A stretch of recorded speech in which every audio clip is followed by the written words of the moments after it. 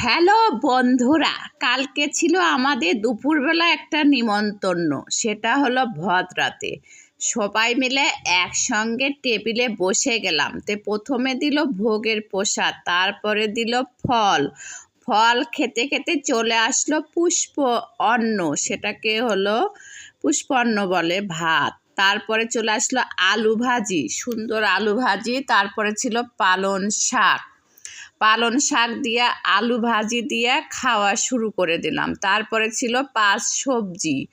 তারপরে ছিল একটা ঘন্ট, মানে আর একটা সবজি, 2টার সবজি ছিল। তারপরে ছিল ডালটা একটু বেশি করে নিয়ে সবাই মিলে, এই যে পাশে ছিল জয়, তার পাশে ছিল কথা, তারপরে এই যে আমার ছোট ছোট ভাইয়েরা, তারাও সব খাওয়া শুরু করে দিল।